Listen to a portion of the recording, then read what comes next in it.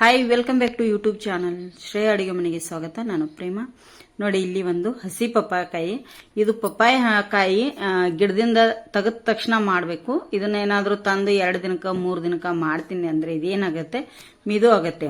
ಅದು ಮಿದು ಆದ್ರೆ ಚೆನ್ನಾಗಿರಲ್ಲ. ಟೂಟಿ ಫ್ರೂಟಿ ಇಲ್ಲಿ ತುಂಬಾ ಚೆನ್ನಾಗಿ ಬರ್ಬೇಕಂದ್ರೆ ನಾವು ಮಾಡಿ ಗಿಡದಿಂದ ಕಿತ್ತ ತಕ್ಷಣ ಮಾಡಬೇಕಾಗತ್ತೆ. ನೋಡಿ ಎಷ್ಟು ಚೆನ್ನಾಗಿ ಕಲರ್ಫುಲ್ ಆಗಿ ಬಂದಿದಾವೆ. ವಿಡಿಯೋ ಇಷ್ಟ ಆದ್ರೆ ಒಂದು ಲೈಕ್ ಮಾಡಿ, ಶೇರ್ ಮಾಡಿ, ಕಮೆಂಟ್ ಕೂಡ ಮಾಡಿ. ಹೊಸಬ್ರು ನಮ್ಮ ಚಾನಲ್ ನೋಡ್ತಾ ಇದ್ರೆ ಸಬ್ಸ್ಕ್ರೈಬ್ ಮಾಡ್ಕೊಂಡು ನೋಡಿ ಶ್ರೇಯ ಅಡಿಗೆ ಮನೆ ಚಾನಲ್ನ. ಹಾಗೆ ಪ್ರೇಮ ಲಾಗ್ಸ್ ಕನ್ನಡ ಚಾನಲ್ ಅಂತ ಹೇಳಿ ಇನ್ನೊಂದು ಲಾಗ್ ಚಾನಲ್ ಇದೆ, ಅದನ್ನು ಕೂಡ ಸಬ್ಸ್ಕ್ರೈಬ್ ಮಾಡ್ಕೊಳ್ಳಿ. ಇದನ್ನ ಟೂಟಿ ಫ್ರೂಟಿನ ನೋಡಿ ಎಷ್ಟು ಈಸಿಯಾಗಿ ನಾವು ಮನೆಯಲ್ಲೇ ಮಾಡ್ಕೋಬಹುದು. ದಿಲ್ ಪಸಂದ್ ಅದು ಮಾಡ್ತೀವಿ ನೋಡಿ, ಅದಕ್ಕೆ ತುಂಬಾ ಚೆನ್ನಾಗಿರುತ್ತೆ. ಕೇಕಿಗೆಲ್ಲ ಹೇಗೆ ಮಾಡೋದು, ಏನೇನು ಬೇಕು ಪದಾರ್ಥಗಳಂತ ಹೇಳಿ ನೋಡ್ಕೊಂಡ್ ಬರೋಣ ಬನ್ನಿ.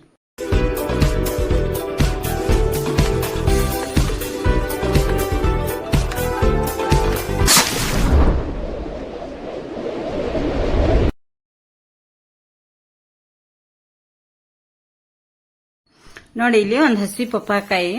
ಇದು ಗಿಡದಿಂದ ಕಿತ್ತ ತಕ್ಷಣ ಮಾಡಬೇಕು. ಲೇಟ್ ಮಾಡಿದ್ರೆ ಮೆತ್ತಗಾಗುತ್ತೆ. ಗಟ್ಟಿಯಾಗಿರುವಾಗ ಚೆನ್ನಾಗಿರತ್ತೆ. ಇದು 2 ಸೈಡ್ ಆಚೆ ಈಚೆದು ನಾನು ತೆಗಿತೇನೆ. ತೆಗೆದು ಮಿಡ್ಲಲ್ಲಿ ಕಟ್ ಮಾಡಿ ಇಟ್ಕೋತೇನೆ ಫ್ರೆಂಡ್ಸ್. ಆಗ ಇದು ನೋಡಿ ಎಷ್ಟು ಈ ತರ ಬೆಳೆದಿರಬೇಕು. ತುಂಬಾ ಎಳಿದು ತಗೊಳಿಕ್ ಹೋಗಬೇಡಿ, ತುಂಬಾ ಬೆಳೆದಿರುವಂತದ್ದು ತಗೊಳಿಕ್ ಹೋಗಬೇಡಿ. ಮೀಡಿಯಂ ಅಲ್ಲಿ ಬೆಳೆದಿರಬೇಕು, ತುಂಬಾ ಚೆನ್ನಾಗಿರುತ್ತೆ.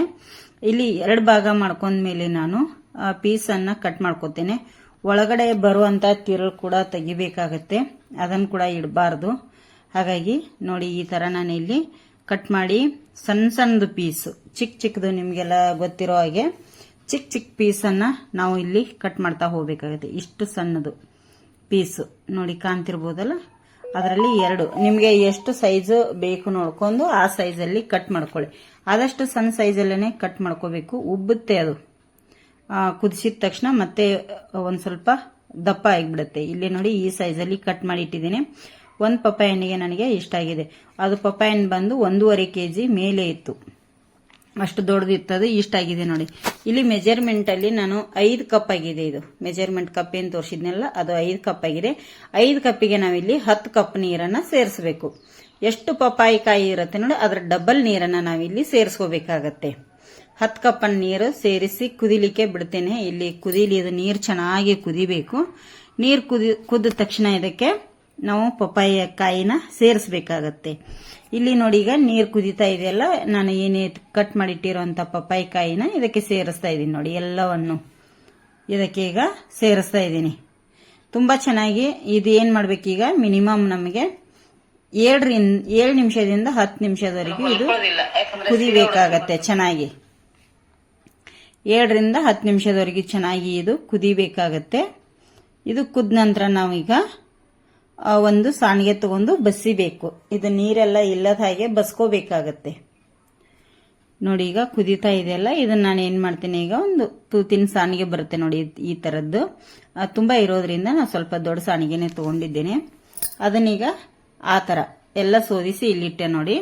ಇದು ನೀರೆಲ್ಲ ಹೋಗ್ಬೇಕು, ನೀರ್ ಇರಬಾರ್ದು ಇದರಲ್ಲಿ. ಮತ್ತೆ ಅದೇ ಬಾಂಡ್ಲಿ ನಾನು ತಗೊಂಡಿದ್ದೀನಿ. ಅದಕ್ಕೆ ನೋಡಿ, ನಾನಿಲ್ಲಿ ಅದೇ ಕಪ್ ಮೆಜರ್ಮೆಂಟ್ ಏನ್ ಹೇಳಿದ್ನಲ್ಲ, ಅದೇ ಕಪ್ ಅಲ್ಲಿ 1 ಕಪ್ ಸಕ್ಕರೆ ಹಾಕ್ತಾ ಇದ್ದೀನಿ. ಮತ್ತೆ ಅದಕ್ಕೆ ಇನ್ನೊಂದು 2 ಟೇಬಲ್ ಸ್ಪೂನ್ ಅಷ್ಟು ಎಕ್ಸ್ಟ್ರಾ ಸಕ್ಕರೆನ ಹಾಕೊಳ್ತಾ ಇದ್ದೀನಿ. ಮತ್ತೆ 1 ಕಪ್ ಸಕ್ಕರೆ, 1 ಕಪ್ ನೀರನ್ನ ಸೇರಿಸಿದ್ದೇನೆ ನಾನಿಲ್ಲಿ. ನಿಮ್ಗೆ ಬೇಕಾದ್ರೆ ಇನ್ನೂ ಸಕ್ಕರೆ ಹಾಕೋಬಹುದು, ಜಾಸ್ತಿ ಸ್ವೀಟ್ ಬೇಕನ್ನೋರು ಹಾಕೋಬಹುದು. ನಾನಿಲ್ಲಿ ಮೀಡಿಯಂ ಸ್ವೀಟ್ ಅಲ್ಲಿ ಚೆನ್ನಾಗಿ ಇರ್ಲಿ ಅಂತ ಅಷ್ಟೇ ಮಾಡಿದ್ದೇನೆ. 1 ಕಪ್ ಮೇಲೆ 2 ಟೇಬಲ್ ಸ್ಪೂನ್ ಅಷ್ಟು ಸಕ್ಕರೆ ಕೂಡ ಹಾಕಿದೆ. ಈಗ ಇದು ಕರಗಲಿ, ಸಕ್ಕರೆ ಮಾತ್ರ ಕರಗಬೇಕು ನಮ್ಗೆ, ಪಾಕ ಅದು ಏನು ಬರುವಂತ ಅವಶ್ಯಕತೆ ಇರಲ್ಲ. ಸಕ್ಕರೆ ಕರಗಿದ್ರೆ ಸಾಕು. ನೋಡಿ, ಈಗ ಸಕ್ಕರೆ ಕರಗಿದೆ ಎಲ್ಲ. ಈಗ ಇದಕ್ಕೆ ನಾವು ಏನು ಬೇಯಿಸಿಟ್ಟಿದ್ದೀವಲ್ಲ ಪಪ್ಪಾಯ ಕಾಯಿನ ಸೇರಿಸ್ತಾ ಇದ್ದೀನಿ ನೋಡಿ. ಎಲ್ಲವನ್ನು ಇದ್ರೊಳಗಡೆ ಸೇರಿಸಬೇಕು. ಈಗ ಇದನ್ನ ಚೆನ್ನಾಗಿ ಮಿಕ್ಸ್ ಕೊಡಿ. ಇನ್ನ ಮೇಲೆ ಇದು ಮಿಕ್ಸ್ ಕೊಟ್ಟ ಮೇಲೆ ನೋಡಿ, ಎಲ್ಲ ಸಕ್ಕರೆ ಪಾಕ ಹೀರ್ಕೋಬೇಕಾಗತ್ತೆ ನಮಗೆ ಚೆನ್ನಾಗಿ. ಅವಾಗ ಟೂಟಿ ಫ್ರೂಟಿ ಸ್ವೀಟ್ ಆಗಿ ಬರ್ತವೆ ಫ್ರೆಂಡ್ಸ್. ತುಂಬಾ ಸಕ್ಕರೆ ಹಾಕಿದ್ರೆ ಸ್ವೀಟ್ ಆಗಿ ಬಿಡುತ್ತೆ. ಯಾವ್ದಕ್ಕಾದ್ರೂ ನಾವು ರೆಸಿಪಿಗೆ ಹಾಕ್ತಿದ್ರೆ ಮತ್ತೆ ಅಡಿಗೆ ಹಾಕಿದ್ರೆ ಸ್ವೀಟ್ ಅನಿಸುತ್ತೆ. ಅದಕ್ಕಾಗಿ ನಾನು ಇಲ್ಲಿ ಏನ್ ಮಾಡಿದ್ದೀನಿ ಅಂದ್ರೆ ಸ್ವಲ್ಪ ಮೀಡಿಯಂ ಅಲ್ಲಿ ಹಾಕಿದೆ. ನೋಡಿ, ಎಷ್ಟು ಚೆನ್ನಾಗಿ ಕುದೀತಾ ಇದೆಯಲ್ಲ. ಈಗ ಇದೇ ತರ ಕುದಿಬೇಕು. ಇಲ್ಲಿ ಇರುವಂತ ನೀರಿನ ಅಂಶ ಎಲ್ಲ ಆವಿಯಾಗಿ ಹೋಗಿರ್ಬೇಕು, ಕುದ್ದು ನಮಗೆ. ನೋಡಿ, ಈಗ ಕುದಿಸಿದ್ಮೇಲೆ ಎಷ್ಟು ನೀರೆಲ್ಲ ಖಾಲಿಯಾಗಿದೆಲ್ಲ, ಸಕ್ಕರೆ ಪಾಕ ಎಷ್ಟು ಚೆನ್ನಾಗಿ ಈಗ ಖಾಲಿ ಆಗಿದೆ ನೋಡಿ ಎಲ್ಲ ಈ ಥರ. ಈಗ ಇದನ್ನು ನಾನು ಗ್ಯಾಸನ್ನು ಆಫ್ ಮಾಡ್ಕೊತೀನಿ. ಆಫ್ ಮಾಡ್ಕೊಂಡು ಕೆಳಗಿಟ್ಕೋತೀನಿ. ಇದನ್ನು ಕೆಳಗಿಟ್ಕೊಂಡ್ಮೇಲೆ ಈಗ ನಾನೇನು ಮಾಡ್ತೀನಿ, ಒಂದು ಸ್ವಲ್ಪ ಬೌಲ್ ತಗೋತೀನಿ ನೋಡಿ. ಒಂದು ಸ್ವಲ್ಪ ನಮಗೆ ಎಷ್ಟು ಕಲರ್ ಬೇಕು ನೋಡಿ ಅಷ್ಟನ್ನ ಇದರಲ್ಲಿ ನೀವು ಸೇರಿಸ್ಕೋಬೇಕಾಗತ್ತೆ. ಅಂದರೆ ಬೇರೆ ಬೇರೆ ಮಾಡ್ಕೋಬೇಕಾಗತ್ತೆ. ಇದೇ ಥರ ಬೌಲಲ್ಲಿ ನನಗೆ ಎಷ್ಟು ಕಲರ್ ಬೇಕು ನೋಡಿ ಅಷ್ಟು ಕಲರನ್ನು ಇಲ್ಲಿ ಸೇರಿಸ್ಕೊತಾ ಇದ್ದೀನಿ, ಆ್ಯಡ್ ಮಾಡ್ಕೋತಾ ಇದ್ದೀನಿ ನೋಡಿ ನಾನಿಲ್ಲಿ. ಈಗ ನಾನು 4 ಬೌಲಲ್ಲಿ ತಗೊಂಡಿದ್ದೆ. ಇನ್ನೊಂದು ಕಲರ್ ಎಕ್ಸ್ಟ್ರಾ ಮಾಡ್ಬೇಕಂತೇಳಿ ಬೇಡ ಅಂಥೇಳಿ 3 ಕಲರ್ ಮಾಡಿದ್ದೇನೆ ಫ್ರೆಂಡ್ಸ್. ಇಲ್ಲಿ ಬೌಲ್ ಮಾತ್ರ 4 ಇದೆ, ಅದನ್ನೇ ಸ್ವಲ್ಪ ಇವಕ್ಕೆ ಹಾಕಿದ್ದೀನಿ. ಮೊದಲಿಗೆ ನಾನು ರೆಡ್ ಕಲರು, ಆಮೇಲೆ ಗ್ರೀನ್ ಕಲರು, ಆಮೇಲೆ ಯೆಲ್ಲೋ ಕಲರನ್ನು ನಾನು ಇಲ್ಲಿ ಸೇರಿಸ್ತಾ ಇದ್ದೀನಿ. ಇನ್ನೊಂದು ಹಾಗೆ ಬಿಡಬೇಕಂದ್ರೆ ಚೆನ್ನಾಗಿ ಕಾಣಲ್ಲ, ಬೇಡ ಅಂಥೇಳಿ ನಾನು ಇದನ್ನು ಮಾಡಿದೆ. ಇಲ್ಲಿ ನೋಡಿ ಗ್ರೀನ್ ಕಲರನ್ನು ಮಿಕ್ಸ್ ಮಾಡ್ತಾ ಇದ್ದೀನಿ. 1 ಸ್ಪೂನ್ ತಗೊಂಡು ಚೆನ್ನಾಗಿ ಮಿಕ್ಸ್ ಮಾಡಬೇಕು. ಹಾಗೆ ರೆಡ್ ಕಲರ್ ಕೂಡ ಮಿಕ್ಸ್ ಮಾಡ್ತಾ ಇದ್ದೀನಿ. ಸ್ಪೂನ್ಗಳನ್ನು ಬೇರೆ ಬೇರೆ ತಗೊಳ್ಳಿ. ಅದೇ ಸ್ಪೂನ್ ಇದಕ್ಕೆ ತಂದರೆ ಅದು ಕಲರ್ ಇದರಲ್ಲಿ ಬಿಡುತ್ತೆ. ನಿಮಗೆ ಬೇರೆ ಬೇರೆ ಸ್ಪೂನನ್ನು ಯೂಸ್ ಮಾಡ್ಕೊಳ್ಳಿ, ತುಂಬ ಚೆನ್ನಾಗಿರುತ್ತೆ. ಎಲ್ಲದಕ್ಕೂ ಯೂಸ್ ಆಗುವಂಥದ್ದು, ಕೇಕಿಗೆ ಆಗಲಿ ಮತ್ತು ದಿಲ್ ಪಸಂದಿಗಾಗಲಿ ಎಲ್ಲದಕ್ಕೂ ಯೂಸ್ ಆಗುತ್ತೆ. ಮನೆಯಲ್ಲೇ ಬ್ರೆಡ್ ಮಾಡಿದರೂ ಕೂಡ ಯೂಸ್ ಆಗುತ್ತೆ. ಇದು ಮಾಡಿ ಇಟ್ಕೊಳ್ಳಿ, ಸ್ಟೋರೇಜ್ ಮಾಡಿ ಫ್ರಿಜ್ಜಲ್ಲಿ, ತುಂಬ ಚೆನ್ನಾಗಿರುತ್ತೆ. ಈಗ ನಾನು ಇಲ್ಲಿ ಇನ್ನೊಂದು ಕಲರ್ ಹಾಗೆ ಉಳಿತಲ್ಲ, ಬೇಡ ಅಂಥೇಳಿ 3ಕ್ಕೂ ಸ್ವಲ್ಪ ಸ್ವಲ್ಪ ಆ್ಯಡ್ ಮಾಡಿ ಮಿಕ್ಸ್ ಮಾಡಿ ಇಟ್ಕೊಂಡೆ ನಾನಿಲ್ಲಿ. ಹಾಗೆ ನೋಡಿ ಇದನ್ನೀಗ ನಾನು ಏನು ಮಾಡ್ತೇನೆ, ಒಂದು 20 ನಿಮಿಷ ಇದೇ ಥರ ಬೌಲಲ್ಲಿ ಬಿಟ್ಬಿಡ್ತೇನೆ. 20 ನಿಮಿಷ ಹಾಗೆ ಬಿಟ್ಟೆ. ಅದನ್ನಲ್ಲಿ 20 ನಿಮಿಷ ಆದಮೇಲೆ ನಾನು ಇಲ್ಲಿ ಏನು ಮಾಡ್ತೇನೆ, ಒಂದು ಟಿಶ್ಯೂ ಪೇಪರ್, 2 ಟಿಶ್ಯೂ ಪೇಪರನ್ನು ಒಂದು ಪ್ಲೇಟಲ್ಲಿ ಇಟ್ಟಿದ್ದೇನೆ ಹರಡಿ. ಅದನ್ನು ಟಿಶ್ಯೂ ಪೇಪರ್ ಒಳಗಡೆ ಇವನ್ನ ಕಲರ್ಸ್ಗಳನ್ನು ಆ್ಯಡ್ ಮಾಡ್ತಾ ಇದ್ದೀನಿ ನೋಡಿ. ನಾನು ಟಿಶ್ಯೂ ಪೇಪರಲ್ಲಿ ನೋಡಿ ಈಗ ಗ್ರೀನ್ ಕಲರ್ನ ಆ್ಯಡ್ ಮಾಡಿ ಈ ಥರ ಹರಡ್ತಾ ಇದ್ದೀನಿ. ಯಾಕಂದರೆ ಶುಗರನ್ನು ಅದು ಟಿಶ್ಯೂ ಪೇಪರ್ ಹಿಡ್ಕೋಬೇಕಾಗತ್ತೆ ನೋಡಿ. ಇಲ್ಲಿ ಈ ರೆಡ್ ಕಲರ್ ಕೂಡ ಹರಡ್ತಾ ಇದ್ದೀನಿ ಚೆನ್ನಾಗಿ. ಇದನ್ನು ಅದೇ ಸ್ಪೂನಿಂದ ಇದು ಮಾಡ್ಕೋಬೇಕು. ಹಾಗೆ ಯೆಲ್ಲೋ ಕಲರ್ ಕೂಡ ನಿಮಗೆ ಎಷ್ಟು ಕಲರ್ ಬೇಕೋ ಅಷ್ಟು ಕಲರನ್ನು ನೀವು ಆ್ಯಡ್ ಮಾಡ್ಕೋಬಹುದು. ನಾನಿಲ್ಲಿ 3 ಕಲರನ್ನು ಆ್ಯಡ್ ಮಾಡಿ ತೋರಿಸ್ತಾ ಇದ್ದೀನಿ. ಇದನ್ನ ಏನು ಮಾಡ್ತೀನಿಪ್ಪ ಅಂದರೆ, ಒಂದು 20 ನಿಮಿಷ ಅಥವಾ ಅರ್ಧ ಗಂಟೆ ಏನು ಮಾಡ್ತೀನಿ, ಇನ್ನೊಂದು 2 ಟಿಶ್ಯೂ ಪೇಪರನ್ನು ಮೇಲ್ಗಡೆ ಹಾಕಿ ಈ ಥರ ಒತ್ತಿಡ್ತೀನಿ. ಶುಗರ್ ಇದಕ್ಕೂ ಕೂಡ ಅಂಟತ್ತೆ. ಎಲ್ಲದಕ್ಕೂ ಅದೇ ಥರ ಮಾಡ್ತೇನೆ ನಾನೀಗ. ಎಲ್ಲ ಎಲ್ಲ ಟೂಟಿ ಫ್ರೂಟಿ ಎಲ್ಲ ಕಲರ್ 3 ಕಲರ್ ಮೇಲೆ ಒಂದು ಅರ್ಧ ಅಥವಾ ಗಂಟೆ ಈ ಥರ ಬಿಡ್ತೀನಿ. ಆಮೇಲೆ ಡ್ರೈ ಆಗುತ್ತೆ ನೋಡಿ.